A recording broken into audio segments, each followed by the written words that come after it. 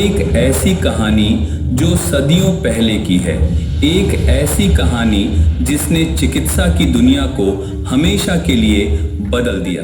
ये कहानी है एक वैज्ञानिक की, एक क्रांतिकारी की, डॉक्टर सैमुअल हैनीमैन की, जिन्होंने अंधेरे में एक नई रोशनी जलाई और उसे नाम दिया होम्योपैथी।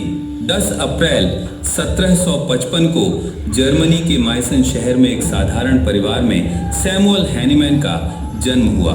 उनके पिता एक चित्रकार थे, लेकिन हैनीमैन का मन कैनवास पर नहीं बल्कि इंसानी जिंदगी को बचाने में रमा था। बचपन से ही उनकी जिज्ञासा असीम थी। 12 भाषाएं बोलने वाले हैनीमैन ने 20 साल की उम्र में मेडिसिन की पढ़ाई शुरू की और 1779 में डॉक्टर बन गए। लेकिन उस समय की चिकित्सा पद्धतियां उनके दिल को चीरती थीं। उस दौर में मरीजों का इलाज एक यातना से कम नहीं था। खून निकालना, जहरीले पदार्थों का इस्तेमाल और कठोर दवाइयां, ये सब मरीजों को ठीक करने की बजाय मौत के मुंह में धकेलते थे। हैनीमैन का दिल रो पड़ा।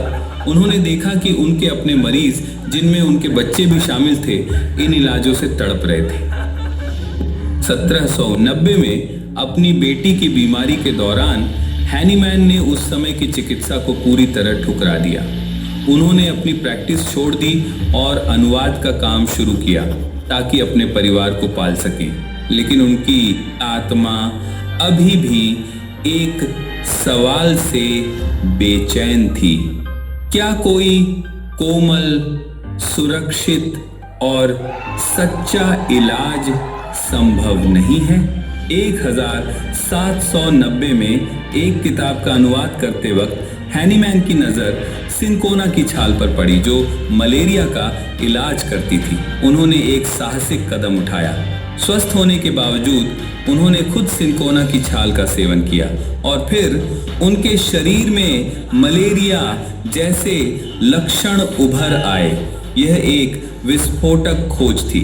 हैनीमैन ने समझ लिया, जो पदार्थ किसी स्वस्थ व्यक्ति में लक्षण पैदा करता है, वही उन लक्षणों को ठीक भी कर सकता है। हैनीमैन ने दिन रात मेहनत की।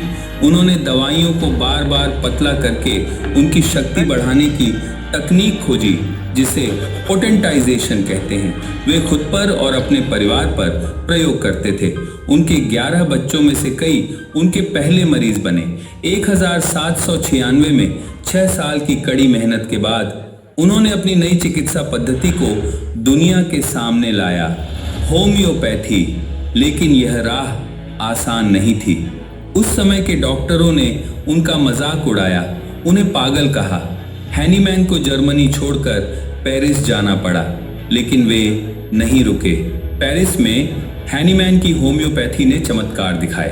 1830 के हैजा महामारी में जहां पारंपरिक इलाज असफल हो रहे थे, होम्योपैथी ने हजारों लोगों की जान बचाई।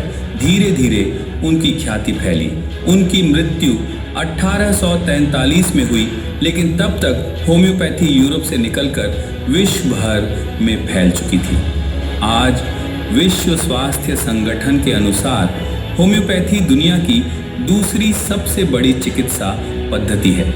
भारत में 10 करोड़ लोग इस पर भरोसा करते हैं और वैश्विक स्तर पर 50 करोड़ से ज्यादा लोग इसे अपनाते हैं। सैमुअल हैनीमैन ने हमें सिखाया कि सच्चा इलाज वही है जो कोमल हो, तेज हो और स्थायी हो।